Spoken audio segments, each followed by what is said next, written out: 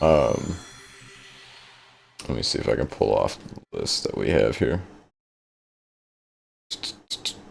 Yeah, we go off the cuff though a little bit. It doesn't matter. Okay, I'm not able to pull it up here. I think I had it on the second screen.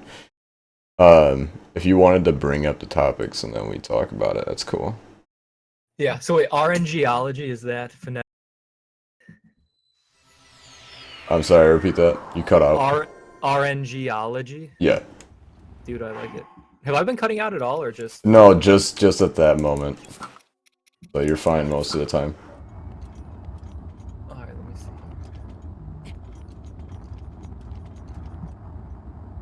Do we need like a formal entrance? Did we have? No, You know, I think we're good. I think yeah. I don't know. Is this an interview? It's we're It's trying an to interview. do yeah, it's an interview for All right, so what are your um, qualifications for this job? I play Nintendo games. I think that's qualified enough. I know, that's pretty good. It was just like every week, man. Just sit down, talk some games, something relevant in the news, Yeah. personal experience, throw in some of that kind. Hopefully, Talk, something people will want to listen to. talk about Amiibo Dad. Yeah. All right, Yeah. so we'll get started here though. RNGology episode 1. So what's been relevant though is ukulele has come out. I think it's been out for a week now. Literally, tomorrow, literally a week. Yeah. Yeah, April 11th, man. It's April gonna be 11th, yeah. Today is what? 4/11. What Today is is 17? 4/17. Yep, you're right. Yeah. So do you have any aspirations to play this? I still do, but from what I've seen, it Are they does. waning? What's that? Are Are they? they waning? What my Very quickly. expectations? I Yeah. I don't know because I've been told, in terms of the nostalgic aspect of it, it is pretty good. But in terms of like, I don't know because like if you're, I'm not like a picky gamer, so like something like camera issues doesn't bother me too much unless like it really cuts into the game. And I've seen some reviews that have shown that it comes down to camera angles throwing you off in terms of platforming, which is kind of essential in the game. Yeah. Um, Wait, how much do you actually like read into a person's review before you buy a game? Does that ever it throw you in doesn't. one direction or another? It honestly doesn't throw me into a direction one way or another Okay. immensely, but it helps out to get a better idea of what I'm getting. If that makes sense. Yeah, no, I completely understand too. Yeah, like some people will like see a review and say like, okay, well, based on this review, I'm not getting it. But Yeah. everyone's opinion is so different that you can't really base a whole decision based off of like an opinionated piece. If that makes Yeah. sense. Yeah, I would use the reviews honestly as more previews, where I just Yeah, kind of look and see like, okay, mechanically, is this game sound? How does it look? Even though like, how does it look is kind of at the bottom of my list, yeah, rather than if it plays good, and just kind of seeing what other people are throwing out there about it. But even games like Ukulele, where let's say the reviews are literally thrown all over the place. Some people are like solid 8, 9. Other people are like, man, this is like a 3, 4, 5, somewhere down there. right. Um, I I don't know how much I would really take. I wouldn't average them or anything. It's more like, hey, go into the review, let's see what it looks like. And I feel like part of the reason people are giving it 3s and 4s is part of its charm, where it's like we're rating an N64 game at like a current gen time. Yeah, So would an N64 game fare well in 2017? right. Or like to hit that nostalgic bone and be like, oh man, I miss stuff like this. Yeah, This is comfort food. You know what I mean? yep, yep. So I feel like it's almost getting an unfair, it's up against an unfair battle in 2017, where it's going to get knocked down no matter what, because it's not a Call of Duty, it's not an Assassin's Creed, it's not one of those. Right. Um, So and that's exactly what I was getting to because a lot of the good parts of it is basically that nostalgic aspect of it, but mhm. it's been getting knocked just because of camera issues which were apparent before. But if you, how do I want to describe it? If you like could handle it before, it shouldn't be an issue now. It Yeah, like yeah, we might have like better technology, but like the quality in terms of like charm of games kind of has gone down, and I feel yeah, like that kind of does help in terms of filling that void. Now mhm. they could have potentially done a better job, but maybe it probably doesn't make any sense. But I mean, like if they maybe kept that camera issue as a a nostalgic homage to the game. You know what I mean? Like maybe they purposely left it in. What is the camera issue though for like the uninformed? Because I haven't read into the camera issue or anything. So it can range from having the camera stick to the wall or the main character, so ukulele. It could range to just not cooperating. So say you turn left, it would turn right. That kind of thing. So instead of having like smooth controls that are like you hold left, it goes left, you hold right, it goes right. It kind of can act wonky, I guess, in a way, and might not cooperate. That's what I've been told. But when I've played through, you know, like Mario is another game they tend to state has messed up camera angles, and Banjo-Kazooie. Talking like Mario 64. Yes, Mario 64. It's been stated that that game has, you know, bad camera angles, but like getting at. I mean, I feel like that game's held the test of time. Mario 64 is like one of the few core games where, yeah, people say that, but that is, hey, what's one of the greatest games of all time on everybody's list? Mario 64 tends to be on there. And Ocarina of Time too. And both of those games, if you want to go by today's standards, are horrible in terms of angles or cameras. Yeah. But yeah, they still, you know, they're still fun to play. It's not horrid to play. So now, wait, do you know, is ukulele dual analog stick? Or is it just a single one? From what I can tell, it looks like it's dual. Like you can, Okay. you know, you can use the right analog stick to turn the camera, and it's not like strict angles. Yeah. Wait, I'm gonna like wave off topic for a second because this is something I would really like to hear what you say on. I don't know if you saw, so Persona 5 came out maybe a week or two ago. Excellent game, I'll throw out there. I'm loving every minute of it. I'm like 20 hours in. However, it's like one of those games where I don't want to say it's like a high school simulator, but let's say the game has its own day-night cycle where you start on it the day, it might have been the day the game came out in April, and you keep on playing and you have certain dates to, you know, do certain things, which would be like to fight a boss, defeat a boss, something like that. However, you are not, like Atlas says, who made the game, that you are not allowed to stream past a certain day, if that makes sense. So let's say in game time, you start the game in April in game time, and maybe 20 hours in, I'm like midway through May, and maybe the game goes up to like August, September, somewhere around there. Right. And Atlas was like, hey, you are not allowed to stream past July, something like that. So maybe like halfway through the game, a little bit more, a little bit less. I'm not sure exactly where it stands. And for reason number one that me and my buddies talked about, it's like, hey, Persona 5 is very heavy. Like, I don't want to say TV show, but there's a lot of anime in there, anime, whichever way you want to say it. But so there's like an anime going on, in-game cutscenes. It's very heavy story intense. And they were like, I kind of view this as a Netflix episode, like a Netflix, you know, series on there where you're going through multiple episodes, which is like kind of what Persona is like, is you're going through multiple, I don't want to call it episodes, but you know, multiple days, which turn into this big long series of like a story. Right. So Atlas put a streaming restriction on, hey, if you stream past July, you're gonna get banned, something like that. Yeah. Which kind of makes sense, where it's like, okay, they want you to go out and get the game that's kind of like your preview. And then so Puyo Puyo Tetris, did you see there's streaming restrictions on that game too? Oh wow. Okay. So you're not allowed to like show adventure mode, you're not allowed to show all this other stuff. So when Puyo Puyo Tetris hit, I kind of thought in the back of my mind, man, like a lot of people speedrun stuff. You're not allowed to speedrun Puyo Puyo Tetris adventure mode. Is that taking away from these games being like, hey, we're putting these restrictions on? Because there's some people who also want a speedrun game. It's like, hey, if I speedrun Persona now, I could legitimately get banned. If I speedrun this on Puyo Puyo Tetris, I could get banned. Do you think that's like a genuine concern? Or is that just like such a small concern that it's just like they don't even care about that? I mean, is that like post-release or is that before I don't know how release? Long, well, here, I'm going to try to pull up the Puyo Puyo Tetris, but I don't know if Atlas put on like actual restrictions as to like, hey, you know, after a few months we'll let you stream as much as you want. Yeah. I feel like the Puyo Puyo Tetris though was forever, I guess. Wow. So after a certain date you couldn't ever stream a game again? Or no, just the certain modes. Like they never want you to stream these modes, I guess. But wait, it's coming up now. Let's see. But I don't know. I don't know how many people like actually get a game and they're like, man, I like this so much that I want to speedrun it. If that's like their initial thoughts. Yeah. Well, there's always going to be someone who wants to speedrun a certain thing that no one thinks to speedrun. So, I mean, the most unlikely things in the world get speedrun. close, what I wanted to state was that kind of, I feel like that never goes well when they reduce or restrict the consumer's ability to play or stream or upload footage of something. So, Yeah. let's say, taking Nintendo's case, most of the time when I upload a video, anything in regard to Nintendo, I always get a copyright warning in terms of saying, oh, well, this footage has been claimed by Nintendo, blah, blah, blah, blah.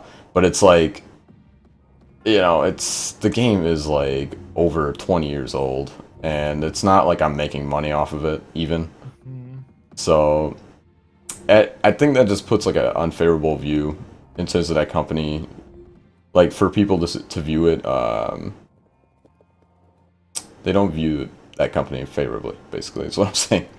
Yeah, no, I completely agree. Actually, so Persona might have had the one you can't stream past there. It looks like so this was actually only for, I guess Sega just confirmed that these restrictions won't apply to the North American version. This is only for the Japanese version. Yeah, So that's not too bad, I guess. I used to have like this bullet point list where it was like, hey, you can't do it. And it was 4 different things. yeah, And I don't know if it was Sega wanting to monetize off you, but yeah. what the story said here was earlier this week, Atlas announced some bizarrely restrictive rules for Persona 5 stream, and now Sega's following suit. Wow. So it was kind of like what I said, but this was just on the Japanese version of the website. It says Puyo Puyo Tetris videos can't be uploaded to any site in which the poster can receive monetary compensation. And then it says this includes YouTube. Yeah. Since the video streaming service has ads.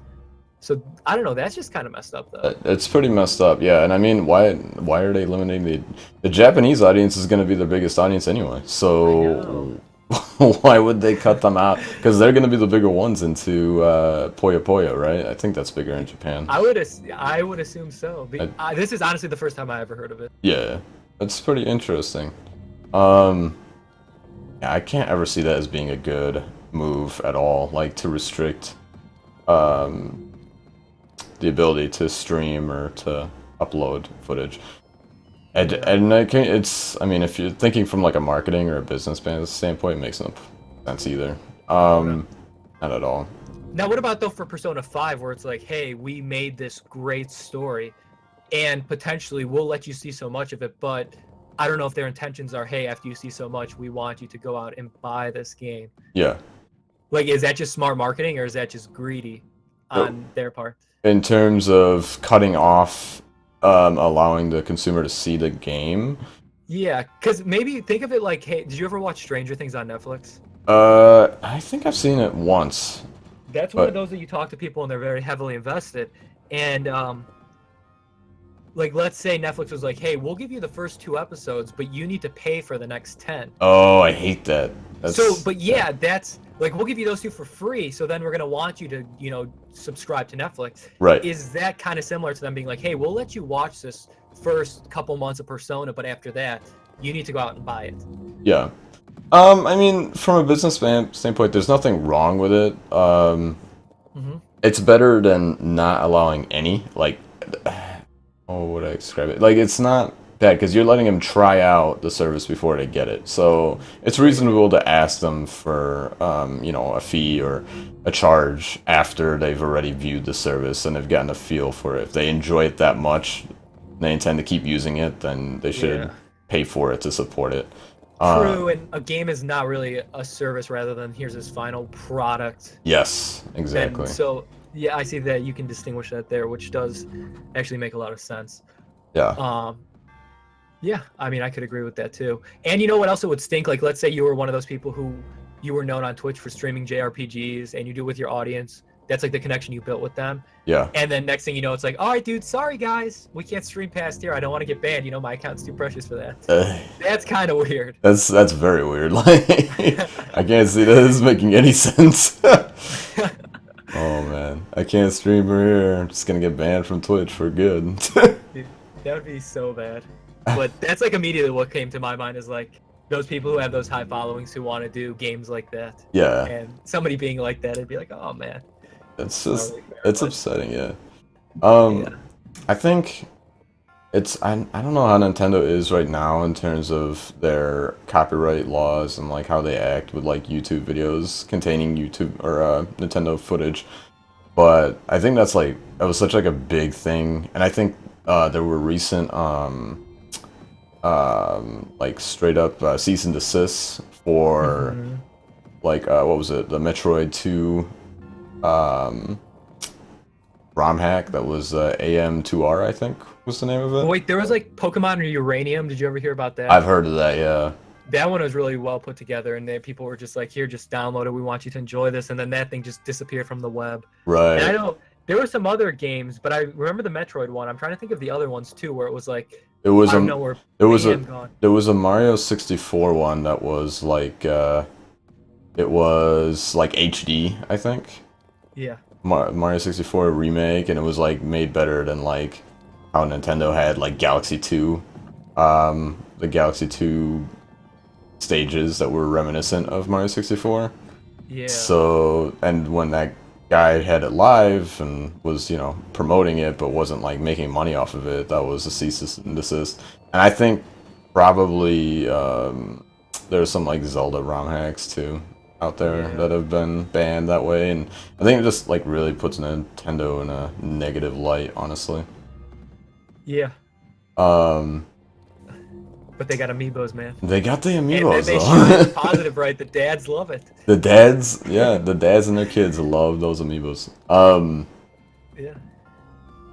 But I think we were talking about platformers, right? Yeah. For the most part. Yeah. So in terms of ukulele and like platformers in this day and age, Yeah. what do you think of the new Zelda? Would you say it's more like a platformer compared to what it's been in the past? No, I don't. I want to say I'm not very the best to judge something like that, but from just what I would understand of it, I think it's kind of going off the page where it's more of like, hey, this whole open world. And when I think of this new Zelda, I was talking to a buddy and I was like, man, it's really interesting because when's the last time a game puts you just inside of it and it was like, hey, there is no like linear story. You do whatever you want. You could run off in this direction. If we tell you to go here, you can run off in a whole completely different direction. Yep. And just start doing whatever you want. And basically it's like, okay, you start off with nothing now, you know, get more hearts, get more stamina, get better items, weapons, and all that. Right. That just completely intrigued me where it's like, yeah, some of the platformer aspects are there and at its heart. But this is like more of a, hey, look at this huge world we made, and now we're going to let you do whatever you want in it, where I think it kind of overstepped that boundary into this is a whole new, I don't want to say Zelda, because obviously it's just, you know, this new one. Yeah. But, yeah. Well, it's a whole new take on it, and I think... Yeah, new take is the best way to put it. Yeah, and I think, like, yeah, the best way to describe it is honestly, like, just open world. So, as you said, you just kind of go wherever you need to. There's no, like, specific route or path you can take. There's multiple ways to get to the same goal. And I think they were trying to base it off of the original Zelda on the NES. That's what my buddies were saying, too. Yeah. And that there's, like, a nod to one of the CDI Zeldas somewhere in this game. And the CDIs. I don't know if it was Wanda Gamelin or another one, but he was telling me about it, and I was like, that's kind of funny. That's glorious, dude. Oh man, I've been seeing this meme on YouTube a lot that was in regard to it was like a friendly sword or something like that. I don't know if you've seen it before. It was like I guess it's from the CDI Zelda, but it cracked me up a bit. It just CDI is just one of those things. I feel like Did you ever play one? I had never have. I've only just seen it like on YouTube. There's like Hotel Mario on that. That's messed up. Oh man, I'd love to play Hotel Mario. CDI was like one of those things that my uncle like randomly had, and then finally when we were old enough and he didn't want it, we're like, hey, can we just take this? And he gave it to us. And it has no copyright protection on the disc, so you could literally just go to one of those sites and be like, hey, I want this game, download, throw it on a CD, put it in there, kind of like the Dreamcast. Oh. So we were trying out all those games. I can't even believe that console existed, honestly. Like, I mean, was it like that it's bad? Interesting. Yeah, like a Hotel. There was another Mario game on there that was basically unfinished. Yeah. And Hotel Mario is just like kind of I don't want to call it a hotel. It was like almost in a tree from what I remember. In a with, tree. Like, different levels. Yeah, and like different levels, different doors and stuff, and you just go through the doors and there's like maybe Goombas and Wigglers walking around you can't get into. Yeah. Like anything from Mario that made it Mario was basically taken out of this game. And it was just like, here's Mario and he's walking around, you got Goombas, Wigglers, don't hit into them. And it was just pretty funny. That's funny, yeah. I think there was a really broken game on that console, if I remember correctly. Like, the game was just totally unfinished. I know which one you're talking about. I just don't remember the name. Yeah. But in regard to, like, platformers, going back to the original point, I'm trying to think, like, I think one of the interesting aspects is, do you think platformers are better in 3D or 2D? Ooh, I'm gonna go 3D. You like 3D more? I'm gonna go, like, some of my fondest memories are with like the old school SpongeBob games, like not old school, Yeah. but on a generation or two back, where it's like you're running around, you jump, and you got to get to this platform to another to progress through the levels. Yeah. That I have great memories with, and that's like comfort food for me, gaming wise. Are we talking Bikini Bottom? Battle Dude, for Battle Bikini for Bottom? Bikini Bottom, like Super Square, all that stuff is so good. And then I go back to like Mario 64, and it's like, yeah, I love the 2D Marios and stuff like that. But Mario 64 once again is like, that is the king of Mario as well. I would take that 3D world over the 2D. And I don't know if that's like me being naive, but that's just, I love those, man. Well, were you?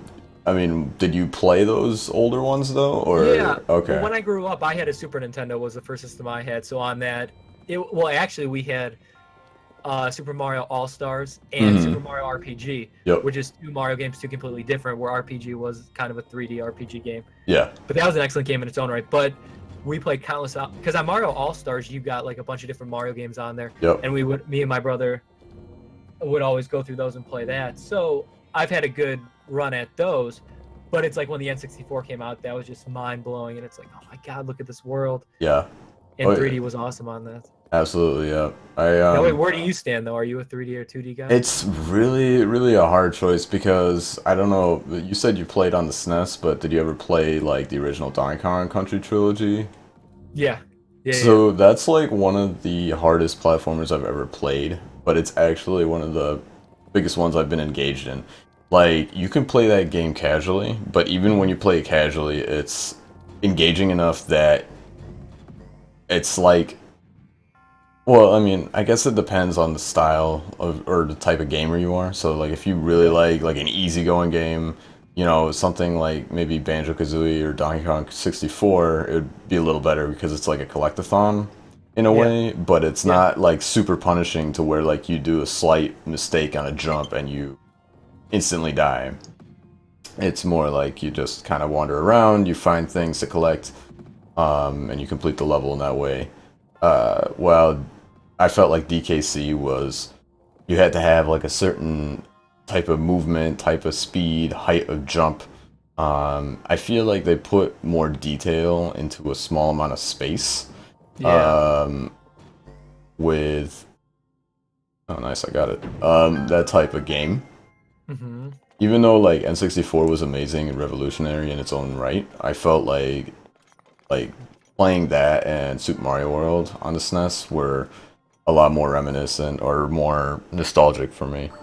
Yeah. No, I feel. What about Donkey Kong 64?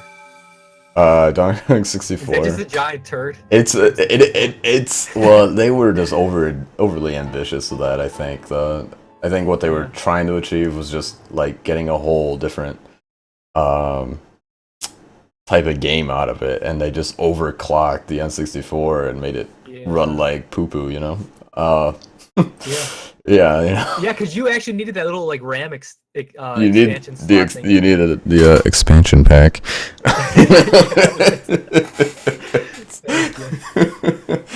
That was really good. But I never had like as big as an affinity with Donkey Kong as you. It sounds like you do though. Yeah, I don't know why that is. Well, I mean, I don't know. Like, that's just what I played the crap out of when I was a kid. That's kind of like what I 100%ed, you know. But the thing is, what's funny about that is, you know how it's a trilogy, and normally like you play through one of them and you like all of them. Yeah. Well, I only played the first one, and I only played the second one like years later, like not when I was a kid. So I'm only like accustomed to the first one. Um, but Okay. honestly, like they're all equally difficult, I would say. What Point, about like Crash though, or Sonic, yes. Mega Man? You ever do anything like that? Yeah, so the funny thing with that is I never played the original Mega Man series. So Ooh, it's like good. I know I always hear like Mega Man X and 1 through what is it 9, I think? Like No, pretty there's much. a 10. There's over 10. I'm pretty sure. Yeah. Yeah. So I've never played through any of those. I've played through pretty much the black sheep of them. So Mega Man Legends 1 and 2 on the PS1, if that recalls any memories. Um, I've played through. There was like the Mega One? Man. What's that? Is that like the 3D one? Yes.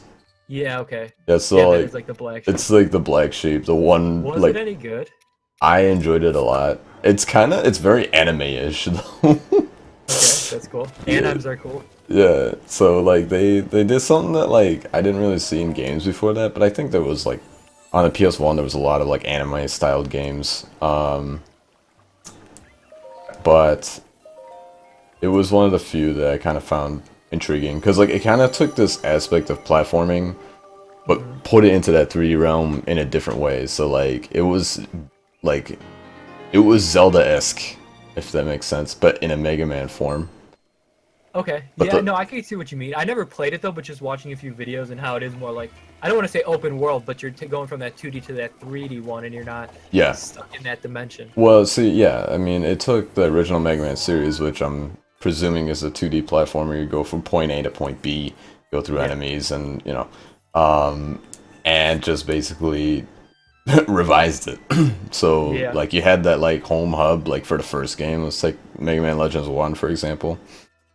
You had to get resources for your ship. You had like different supporting characters and whatnot. It just kind of like took a big spin to what was conventionally Mega Man. And you had like these underground dungeons you would go through, and I remember those dungeons were like very atmospheric in like the soundtrack of it. That's Like it interesting. really like spooked you out as a kid. Wait, Um, speaking of soundtracks, I need to touch on this. What yeah. did it have a good soundtrack? Yes, I enjoyed it a lot. So there was, it's a hit or miss. So like, you know, like how some like anime Japanese games have like those typical anime songs that are just Yeah. like Yeah. hip Yeah. hop or you know bebop kind of thing. I Yeah. I didn't dig that like when I was a kid, but there was like the atmospheric soundtracks like when you're going through dungeons and like going through town or shopping and stuff that they like really nailed to me, and I think like to Okay. this day they kind of stand well to the test of time. Um, I'm trying to think. Yeah. What other games have notable soundtracks though? Oh I man, just so many. I know. Wait, what about to throw out a few though? Mario 64, like, is it Dire Dire Docks? Yeah, Do, Mario do, do, do, 64. do. Uh, It's so good. yeah. Or and the underwater level in Donkey Kong Country. Any water level in any Nintendo game tends to Yes. be very good. Like it, you could pick any series at underwater level and it'll be good. Um, One of the biggest ones, I know I'm coming back to DK, but DKC had one of the best soundtracks I've ever heard, and I still listen to it to this day. So, Really? yeah, yep. I don't For the know. record though, one underwater level that's not good, fighting the eel on Noki Bay. Oh my That god. one, I'll take that. I'll remove that one from the list. But that's just, isn't that just the main boss theme? Like, Yeah, it is. It's kind of like hypes you up a little bit, but then you just get so aggravated when you're running it and it doesn't go as you planned. right. So you already have like negative connotations with the music already. Yeah, Bomb on Battlefield is good. It's About such it. a classic. Yeah, it's very classic. Oh, one game that I haven't played until recently was Super Mario World 2, Yoshi's Island. Okay. And that soundtrack is so iconic and seen in like so many like people use it in their videos to like, you know, it's background music or they just use it in general. Yeah. And I never played it as a kid, but when I did, like I could see why it's so like upbeat and like cheery. And it's funny that like a lot of people disregard Nintendo in terms of like their games, thinking it's too kiddie. Like back when the Wii was still out, but like they have like if you play any any recent game, like in the last generation, not this generation, like maybe like Like you're talking like PS3, PS3, Xbox 360, 360, yeah. you. Yeah. The music in any of those games is like almost never iconic. Like you cannot like distinguish a soundtrack from another, or it's just not that interesting to listen to. Well, like Halo music or like the Uncharted theme song. You know, like I that. suppose, That's yeah. good. Yeah. But like if we talk like Gears of War comes to mind, I played so much of that on 360. Yep, I same can't here. tell if you told me there was no music in that game, I'd be like, I agree with you. I do not remember any music from that game. It's so, yeah, it's so like dull and not like inspired at all. Like I think the biggest thing with like some of these games is like they try to make the game innovative in terms of gameplay or whatnot, and that's cool, you should, Yeah. but like sometimes the music is all you need in a game most of the time. So, Oh, so good. Like yeah. Persona I'm playing now, great soundtrack. Yeah. Um, Oh, that's a huge part of it. we're getting some input. Sonic the Hedgehog 3. I mean, Which Sonic's got memorable music. it does, it does.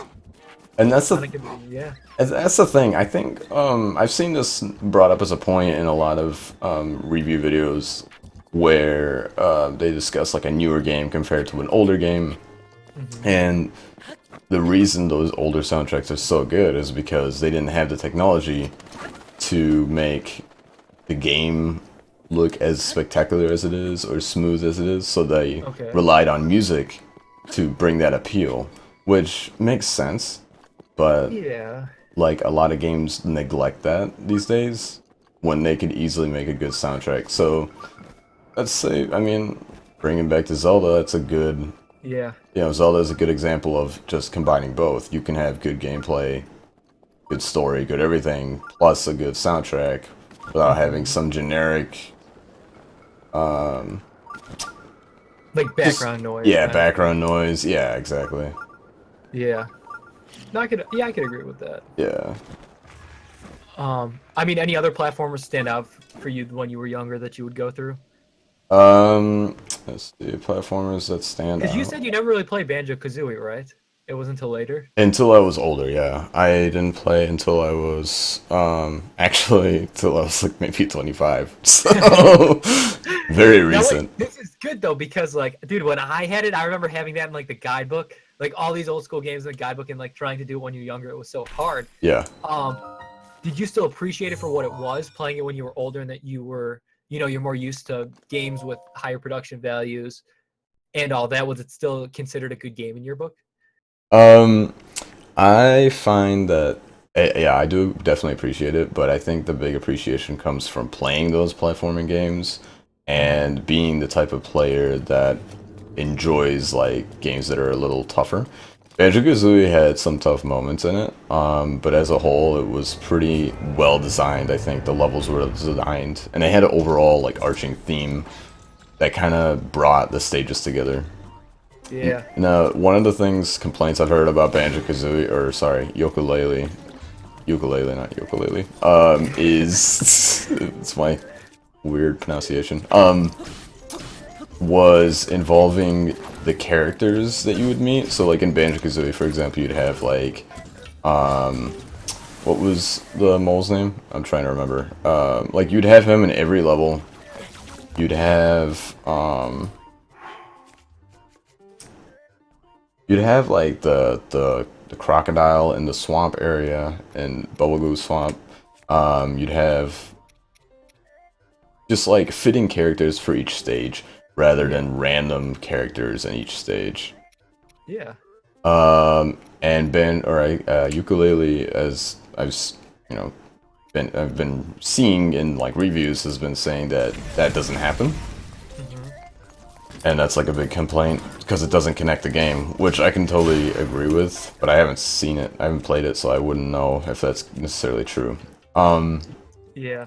I don't know if like it's too new of a game that you're not attached to these characters yet, whereas Banjo-Kazooie has like years and years, you know, been, I don't want to say forced upon us, but we see it over and over as one of these great games. Yeah. And we know these characters so well. It's like Ukulele's been out a week, and we have no relationship with these characters yet. Yep. Well, it's like 10 years from now, is it going to be the same story?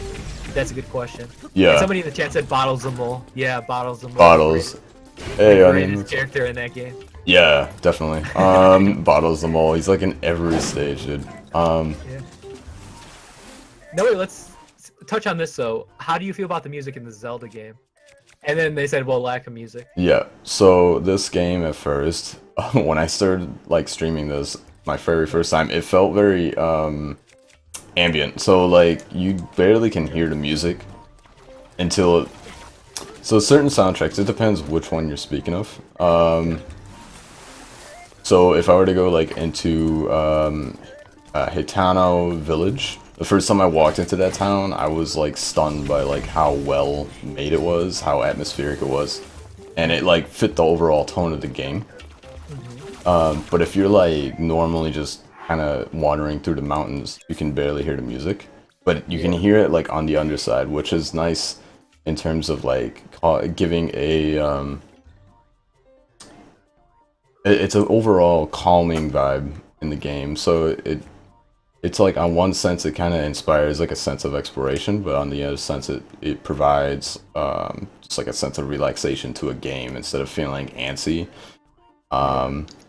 When you're in combat like I am right now, it definitely captures the mood correctly. Yeah. Especially when I'm fighting a Lionel, which is like what are they called in like the Greek myths? It's like a horseman, like a half horse, half lion man looking creature. The music really amps up and like gets you hyped up to fight it. I would agree with that because when I kind of read where they said, how do you feel about the music in this game? Yeah. I honestly, the first thing that came to mind is like the battle music where it does like hype you up. You fight a guardian and it sees you and it's like, Yeah. You know, one of those. Yes. But I don't know if that's disappointing that the first thing that comes to my mind is like this battle music rather than these great. You go back to Mario 64 and you're like, hey, this level had this great song, this level had this great song. You know what I mean? Where you could pick these levels with great soundtrack value rather than, oh yeah, the battle theme in Zelda is the first thing that comes to mind. Right. I mean, they did do it right, which is good, but I don't know if I'm myself personally a little bit disappointed where it's like, man, I wish I would be like, oh, going to this place that had this great music, you know? I don't. That's not the first thing that comes to mind. It was just one of the aspects. I definitely. No, I'm just saying personally for me. Yeah. Oh yeah, yeah, definitely. Like that's what it came to my mind. I think this game definitely nailed like going into certain towns though. Like I definitely felt nailed the mood of it. So I mean, some more than others. So like Kakariko Village, I didn't really enjoy that much. I like it gives like a sense of like being a hidden village, but like it doesn't give a sense of like calmness and ease. I guess it does, but not as much as like Atino Village. I think I've seen where it felt like more like homely, which I haven't really felt in the game in like a very long time. So yeah, no, that's good that they were able to hit of it. You know, yeah, note like that. I see you got the low battery coming up too. Yeah, I know. I don't know what to do about that. That's hilarious. Well, it should have been charged. I don't know why it's not, but yeah. Hopefully you defeat. I don't know. Whatever.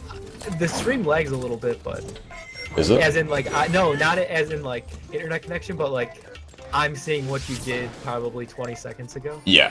So what I'm seeing you play right now could actually be defeated. I don't know. I'm getting close to it. Or your controller could die before then, and then it's game over. That would suck. That's pretty good. No wait, I would like to hear what you say about this too. We were kind of talking about streaming restrictions and all that.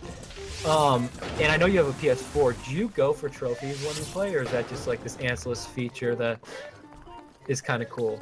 Now. Like, do you ever go that extra mile where it's like, oh hey, I'm close to getting this trophy, or I could platinum this game? Yeah. Does that ever cross your mind? Yeah, to an extent.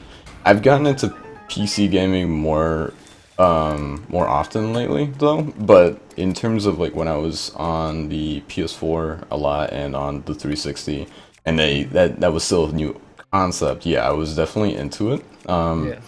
But I think that just comes from like, you know, the aspect of like having a challenge.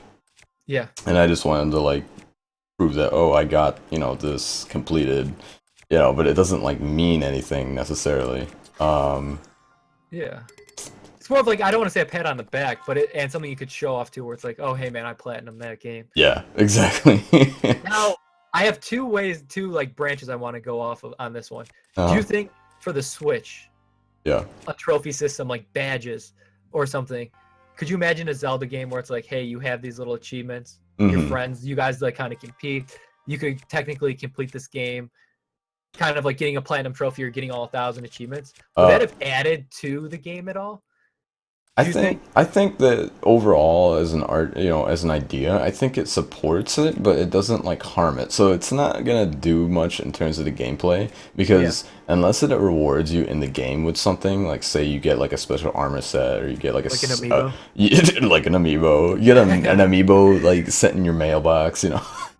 Yeah. I don't see it as supporting it much, like, or I don't see it as changing the game in any significant way. It will just kind of just be something to show off, just like on the 360 and PS4, or 360 and PS3 and other consoles. Yeah. Dude, personally, I was waiting for when the like Switch was revealed, because I thought the Switch reveal was kind of terrible. Honestly. Oh, really? Where it's like, hey, I wanted them to be like, hey, these games are coming out, bam, bam, bam, and we're getting you hyped up, and everybody's leaving. This reveal, like, oh my god, Nintendo's back. Where instead, I remember me and my buddy watched it, and he was like, Nintendo's dead to me. Like, this was terrible, you know? Where it's like, hey, we're showing you these games, we can't give you release dates, and everybody wanted to know when Zelda was coming out, but at the end of the conference, it was like, hey, do you know what's coming out? And then the guy's like, no, what about you? And you know, they kind of like passed it around a little bit, and then the guy at the very end was like, oh, by the way, it's coming out on release, and then that was kind of their big reveal for that. And in my mind, it was kind of like, hey, what if they were like, oh, Luigi's Mansion 3 is coming out, we're showing you this. A few months later, we got a new Mario, like I guess the Mario Odyssey.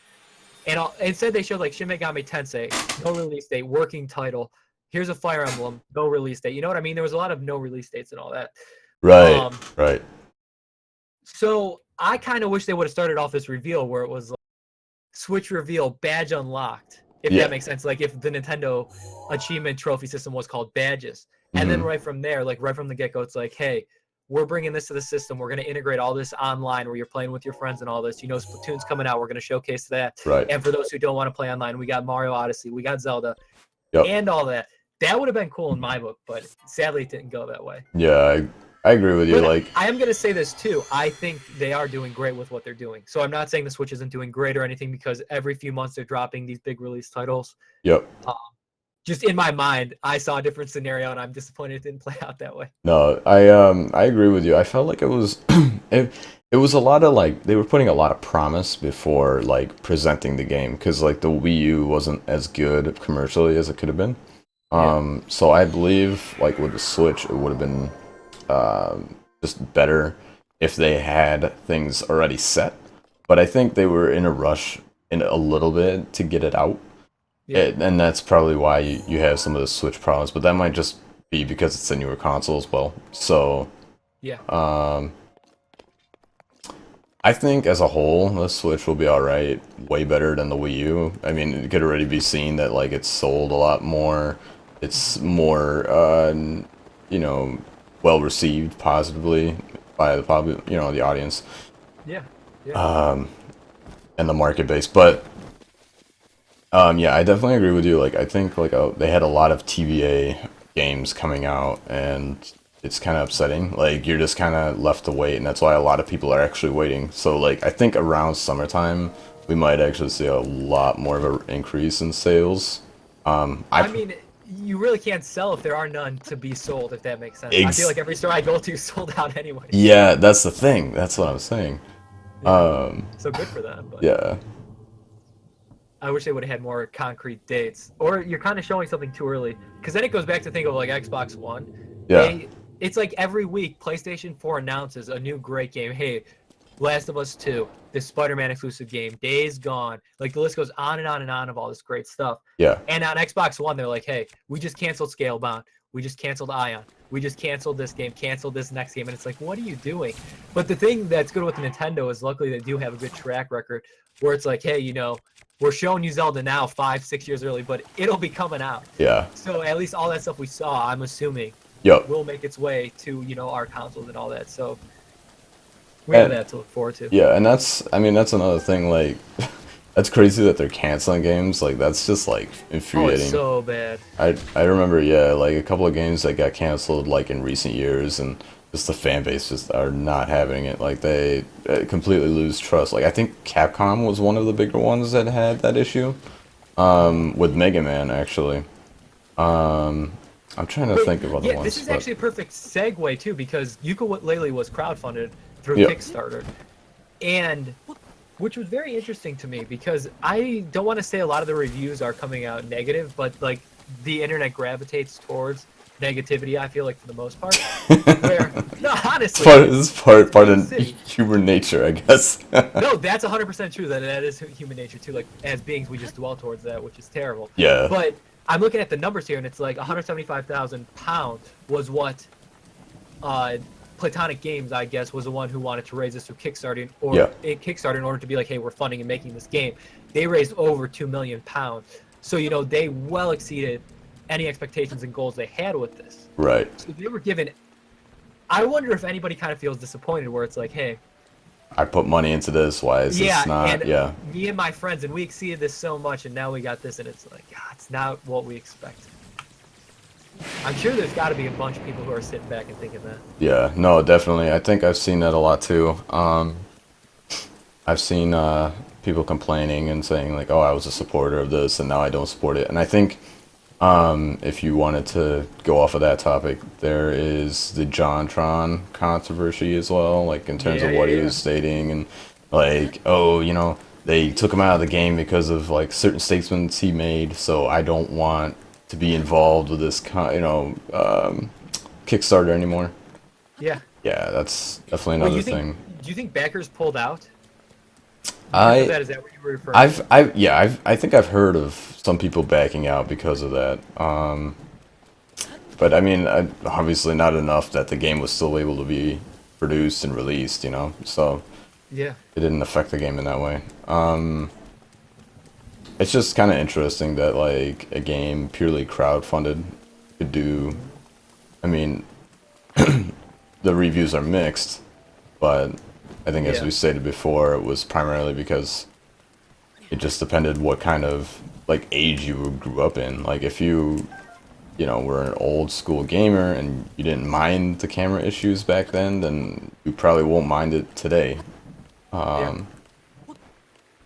Which another though Kickstarter game in the chat somebody said was Mighty Number 9, which is like known to be Oh, tragically terrible. yep. I'm looking at the numbers now. They like Inafune wanted to raise 900,000, and the end goal I think was over 4 million, and 3.8 million of that was raised towards Kickstarter. That's just yeah, It's so sad because it's like notoriously known as being not good. not good. Yeah, it's I'm upsetting. I'm trying to think of like one game though that was Kickstarter where it's like, hey, this is a great game. Which I know they exist, and I have a list here of like the Banner Sagas. If you ever play those are Kickstarted. The Wasteland games. The Wasteland. Um, Okay.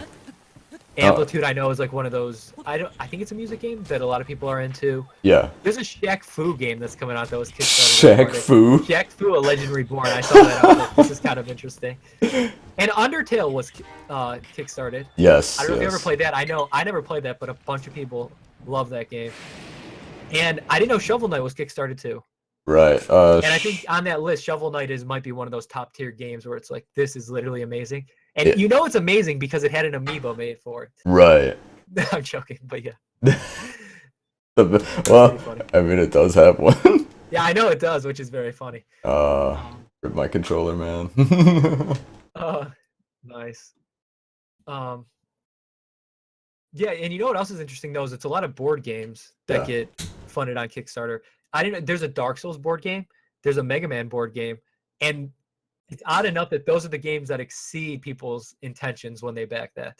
They get Right. that and they're like, "This is amazing." When Yeah. it's funny that all the video games come out and they're like, "Oh man, wasn't worth it." I think it's just different when you're able to crowdfund a game and then you get to see what it comes out to be. So like Undertale would be one of those, and I think like I mean there's a lot of like negativity in terms of Undertale because of like how the fan base handled it because they just kind of overdid it. But Yeah, there's a board game named Board Game.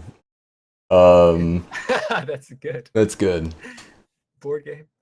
Um, but it's just different when compared to like a AAA game because like I think just big companies these days have become they've become like so used to deadlines and just like cutting Well, corners and having broken games and day one patches and all that crap and no one wants to deal with that.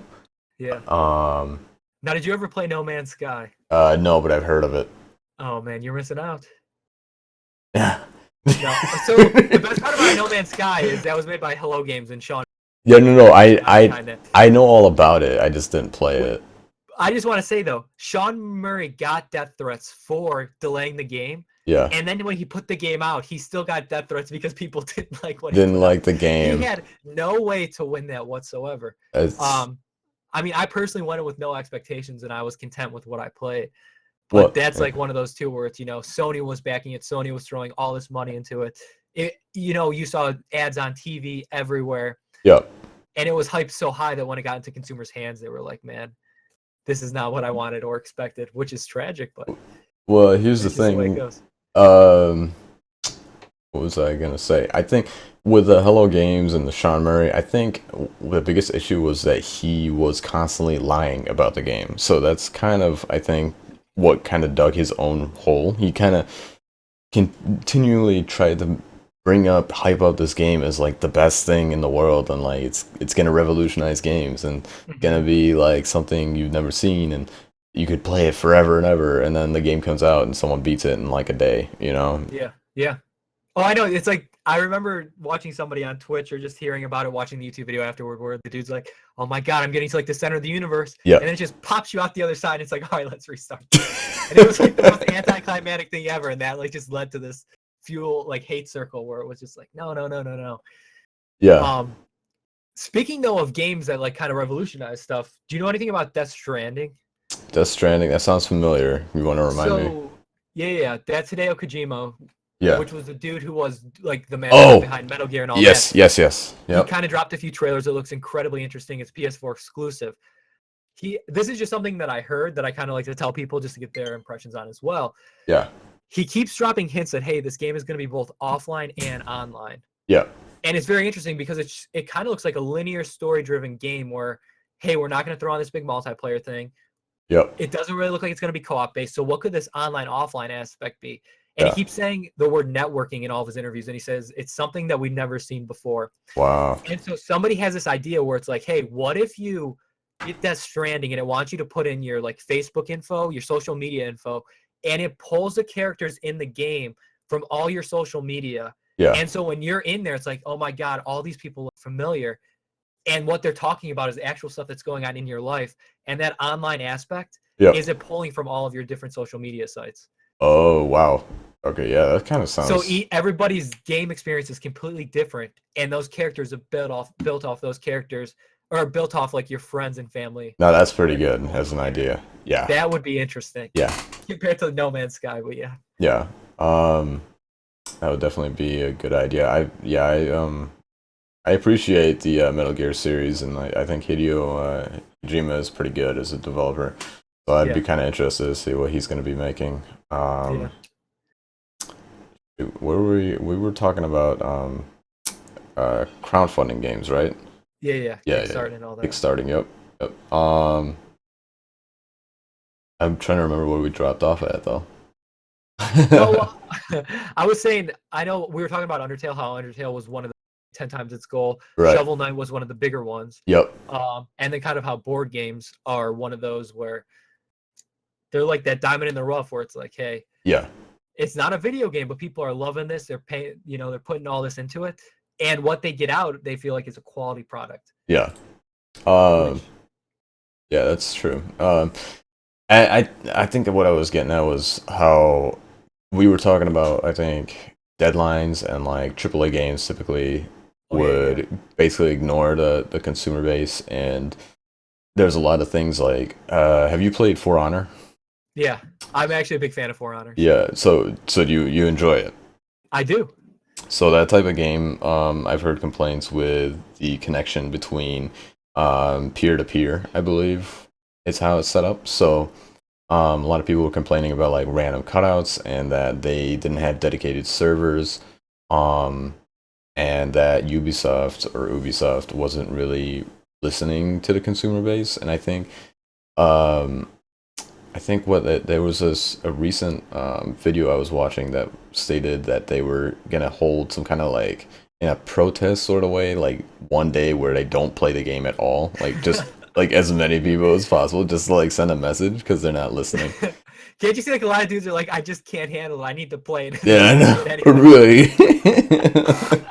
right. That's so good. And yeah, and it's just kind of interesting because I would figure these crowdfunding games are probably really interesting to go through, like to see develop and like come to fruition due to just seeing what you made yourself or like what you supported and like having.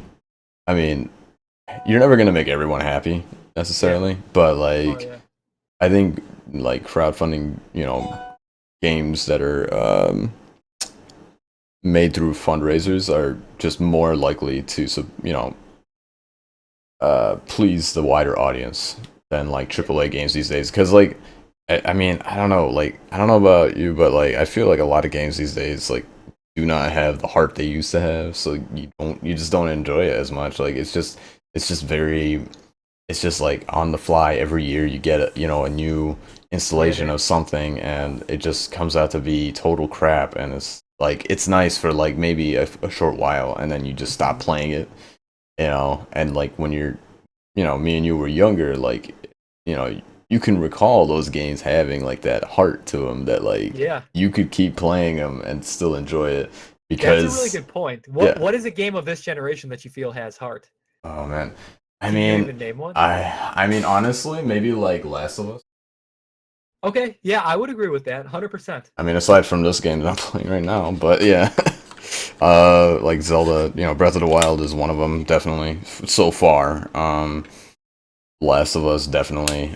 When I played through it, I enjoyed it a lot. Yeah, I could definitely agree with that. Yeah. Now for the real question is name one on like a micro console. Microsoft. God, now you're just asking too much. Which is interesting because you pulled a Nintendo like exclusive, you pulled a Sony exclusive. And then a Microsoft one. Well, see, here's the thing. Like Microsoft from the start always seems to want money more than anything else. So I have a hard time thinking of one. I could think of like maybe Spore. Wait, Spore. Have you heard of Spore? It was like like that a PC game though? It might yeah, but see that's the hard thing. Like you're talking like Microsoft, it's always gonna be like exclusive to Microsoft, but you also have it on PC, so it's Xbox PC, it's the same thing. There's no such thing as a Microsoft exclusive Exactly. or an Xbox exclusive. Exactly, yeah.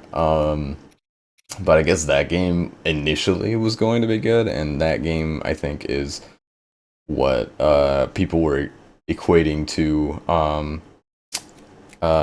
No Man's Sky as being similar in that aspect. Yeah. You know what I mean? Yeah. Yeah. That's interesting. I didn't know Spore even came out on like Xbox. Yeah, I believe it was on the 360. Yeah, looks like it. But like it failed horribly. They should have just canceled it. Yeah, I know. But that's the thing, like it's always like some big concept that they put out there, and then marketers just see it and they put stocks into it, and then they rush developers, I think. Yeah. I mean, with No Man's Sky, it seemed like it was less likely to happen due to it, Hello Games. I think it's Hello Games, right? Hello Games being like a smaller company, so they're less likely to get pressured in that way. But I mean, when it started getting hyped up, I guess they kind of just caved in addition to, I mean, I think this is totally Sean Murray's fault, like just hyping up the game with lies, pretty much. I mean, there was like the controversy with like multiplayer being a part of a game when it wasn't, just like certain aspects of the game where you can do certain things when you can't. Yeah. So he's like, oh, it might be possible two people can find each other. Yeah, and then, like they have their screens next to each other at the same exact spot. Yeah, no, it's no big deal. Yes, to say. That was so good. Oh my god. Yeah, I think that was the biggest thing they did wrong. Honestly, it wasn't even like necessarily bringing it out too soon, but like just the lies that they. Yeah, transparency, man. Yeah, it's all about transparency. Yeah, so I kind of feel bad because I feel like they're never gonna sell anything anymore for Well, like yeah, that games. name's probably tainted, but Yeah, big time.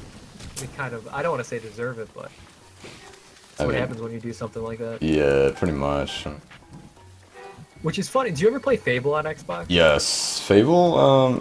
You know, that's actually a good point. I felt like Fable did have some heart to it. I think when I played it the first two, then the third one felt like a cop out, kind of like it felt like if you've played all three, it felt like the third one was just there to make money. It wasn't even like it didn't feel great to play. It felt very buggy and just not fun overall.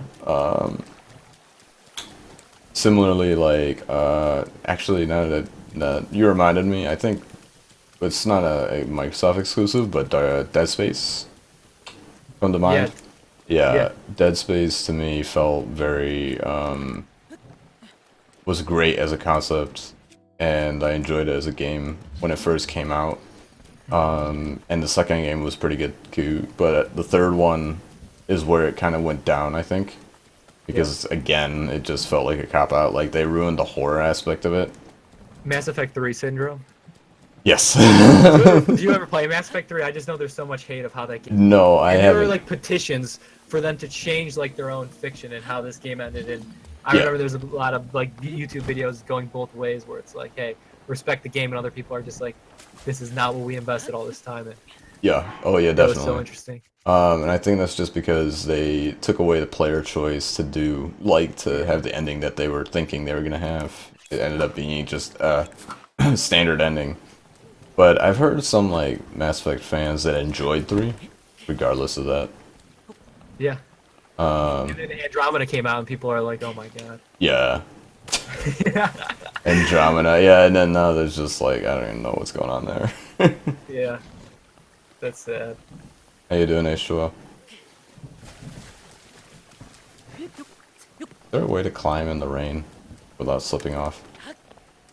Oh, you know what? I know what to do. Bingo. Oh, why I didn't think of that.